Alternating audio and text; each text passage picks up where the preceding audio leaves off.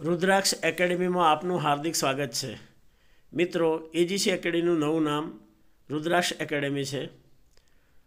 મિત્રો, અંગ્રેજી ભાષામાં વ્યાકરણના કેટલાક અગત્યના મુદ્દાઓ જે છે એમાં એક મુદ્દો છે active passive voice. Active passive voice સમજવામાં મુશ્કેલી પડતી હોય તો આ વિડીયોને ધ્યાનથી જોશો. આપણે અંગ્રેજી ભાષામાં અગત્યના એક મુદ્દા વિશે ચર્ચા કરીશું.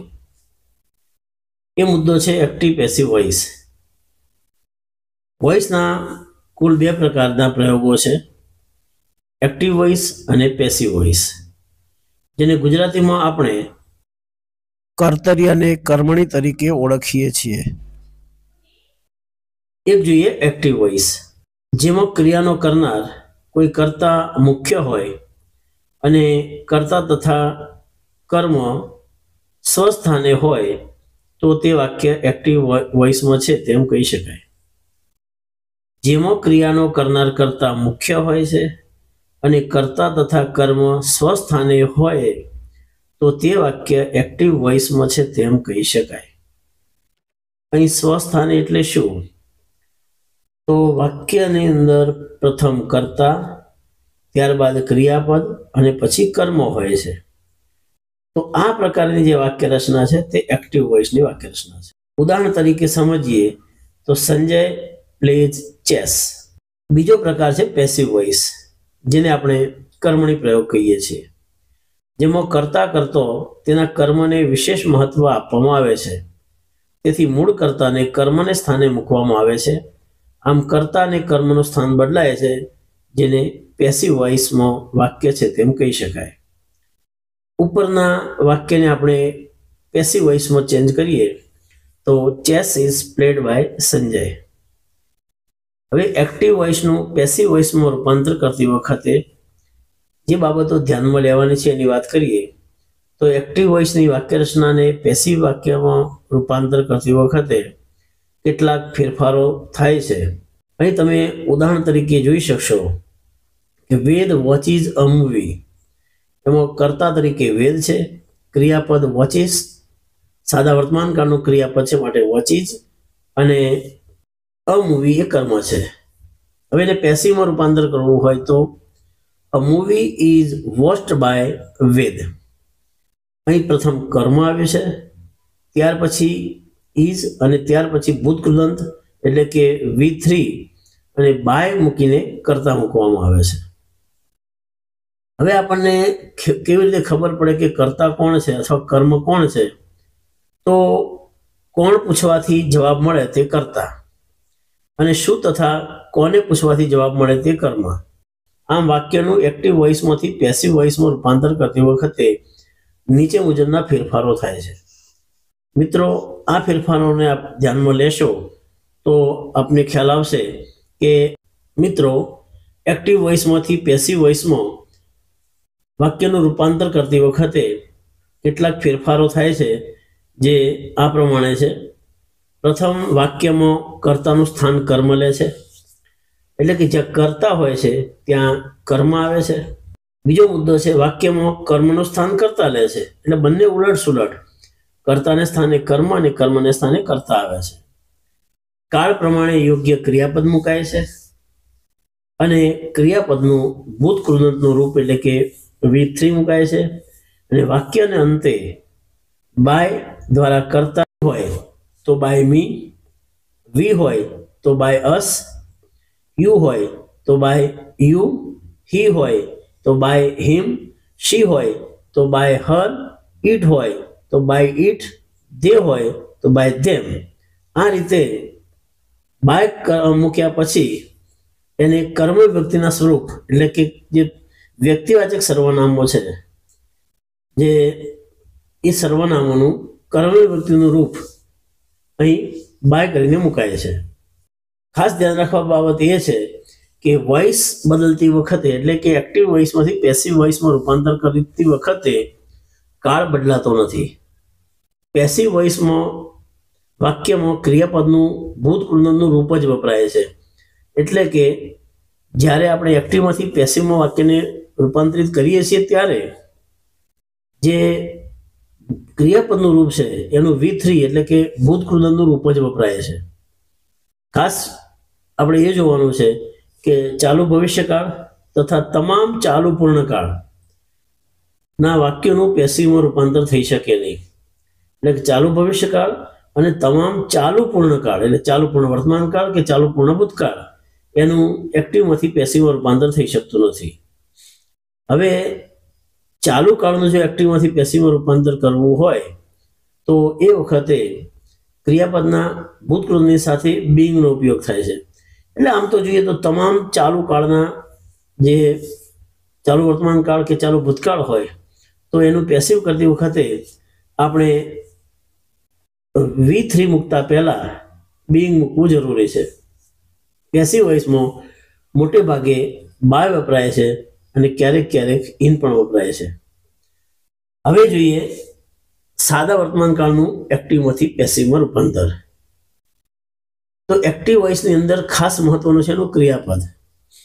અને સાદા વર્તમાન કાળની અંદર ક્રિયાપદનું મૂળ રૂપ અને જો કર્તા ત્રીજો પુરુષ એક વચન હોય એટલે થર્ડ પર્સન સિંગ્યુલર હોય તો એ ક્રિયાપદની પાછળ એસ અથવા ઈએસ પ્રત્યય લાગે છે.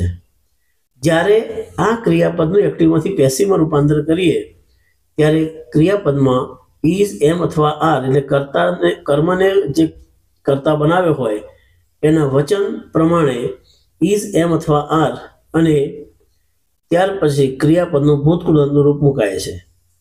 જેમ કે હી ડ્રોઝ અ પિક્ચર, આ એક્ટિવ વાક્ય છે.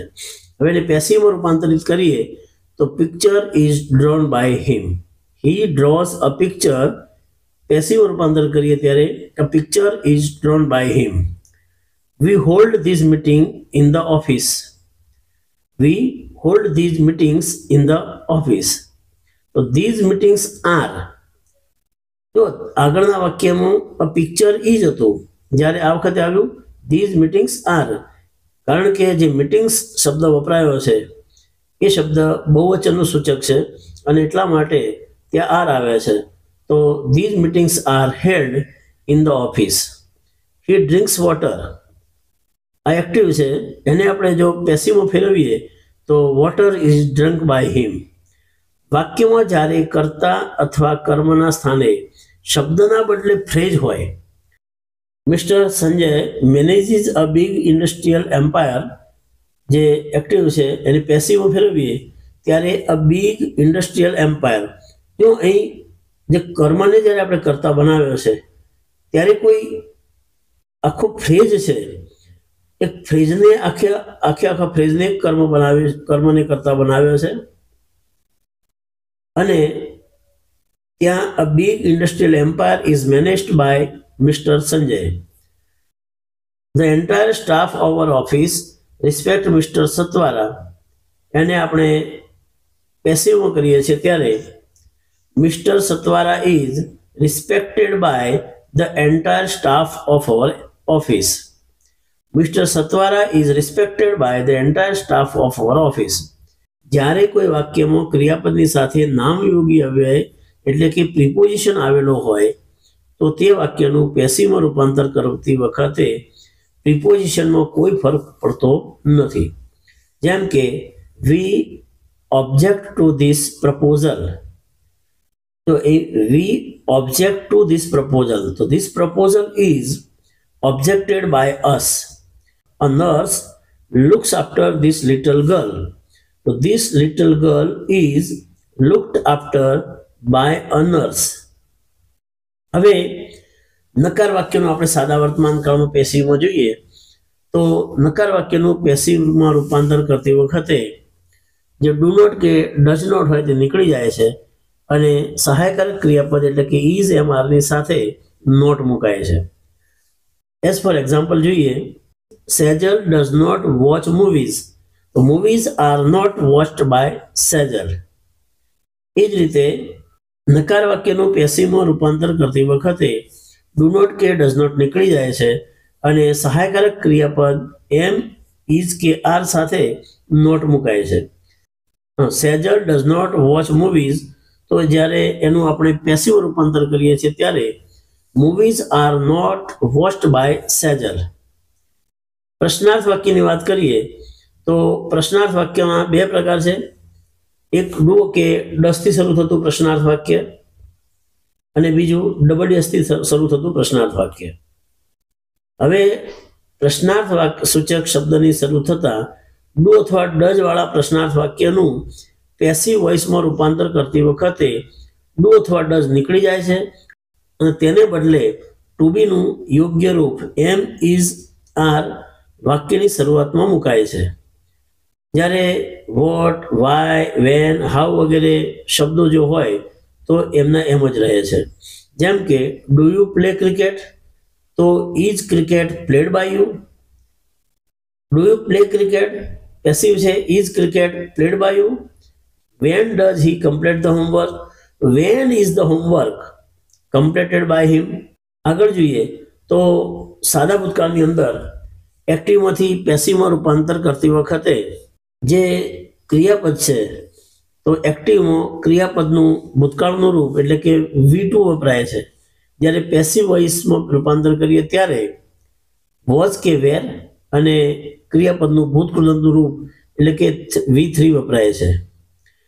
અહીં જોઈએ તો ઉદાહરણ તરીકે the special commandos surrounded the building. પેસિવમાં the building was surrounded by the special commandos. I saw an accident yesterday, એનું પેસિવ છે. An accident was seen by me yesterday. We broke a glass, તો a glass was broken by us. સાદા ભૂતકાળમાં એક્ટિવનું passive કરતી વખતે જો વાક્ય નકાર હોય તો નકારની અંદર જે ડીડ વપરાય છે એ ડીડ નીકળી જાય છે અને એની જગ્યાએ વોઝ કે વેર સાથે નોટ મુકાય છે અને ત્યારબાદ V3 એટલે કે ભૂતકૃદંતનું રૂપ મુકાય છે. જેમ કે Percy did not complete the project, તો the project was not completed by Percy. સાદા ભૂતકાળમાં પ્રશ્નાર્થ વાક્ય હોય તો સાદા વર્તમાન કાળની અંદર ડુ કે ડઝ હતો તો એની જગ્યાએ અહીં ડીડ હશે અને એ ડીડ નીકળી જશે અને તેની જગ્યાએ વોઝ કે વેર આવશે. જેમ કે did he write answers in the classroom, એનું પેસિવ છે. Were the answers written by him in the classroom. અહીં ડબલએસ પ્રશ્નનું વાક્ય છે who broke this mirror, who broke the mirror, તેનું પેસિવ છે. By whom was the mirror broken. એ જ રીતે ચાલુ વર્તમાન કાળનું આપણે એક્ટિવમાંથી પેસિવમાં રૂપાંતર કરવું હોય તો એક્ટિવમાં એની વાક્ય રચનાની અંદર એનું જે ક્રિયાપદ છે એ ઇઝ, એમ, આર અને વર્તમાન કૃદંત એટલે કે ING વાળું રૂપ વપરાય છે. જ્યારે એનું પેસિવ રૂપાંતર થાય છે ત્યારે ઇઝ, એમ, આર તો ખરું જ પણ એની સાથે બીંગ અને V3 વપરાય છે એટલે કે ભૂતકૃદંતનું રૂપ વપરાય છે. ઉદાહરણ તરીકે જોઈએ તો I am eating apples, the apples are being eaten by me. I am eating apples, the apples are being eaten by me. Mr. Shah is teaching English. તો એને આપણે પેસિવ રૂપાંતર કરીએ તો English is being taught by Mr. Shah. My mother is preparing food. The food is being prepared by my mother. જો વાક્ય નકાર હોય તો નીચે પ્રમાણે આપણે એનું એક્ટિવમાંથી પેસિવમાં રૂપાંતર કરી શકીએ છીએ. I am not taking lunch, તો lunch is not being taken by me. Children are not playing cricket in the garden, તો cricket is not being played by children in the garden. પ્રશ્નાર્થ વાક્યનું આપણે એક્ટિવમાંથી પેસિવમાં રૂપાંતર કરવું હોય ચાલુ વર્તમાન કાળની અંદર તો ચાલુ વર્તમાન કાળમાં ઇઝ, એમ, આર એક્ટિવમાં વાક્યની શરૂઆતમાં આવે છે. જેમ કે is he playing cricket in the playground. પેસિવમાં પણ ઇઝ, એમ, આર વાક્યની શરૂઆતમાં આવે છે પણ ઇઝ, એમ, આર લેતી વખતે આપણે કર્મનું વચન એટલે કે એક વચનમાં હોય કે બહુવચનમાં હોય તેને ધ્યાનમાં લેવાનું હોય છે. માટે શરૂઆતમાં is cricket being played by him in the ground. Where is he putting this book? Where is he putting his book? So where is his book being put by him? Who is teaching you now? By whom are you being taught now? મિત્રો, આજે આટલા કાળનું આપણે એક્ટિવમાંથી પેસિવમાં રૂપાંતર જોઈશું. આગળના કાળનું એક્ટિવમાંથી પેસિવમાં રૂપાંતર હવે પછીના વિડીયોમાં જોઈશું. જો આપ અંગ્રેજીનું આ રીતે જ્ઞાન મેળવવા માંગતા હોય તો રુદ્રાક્ષ એકેડેમી ચેનલને લાઈક કરો, શેર કરો અને સબસ્ક્રાઈબ કરો.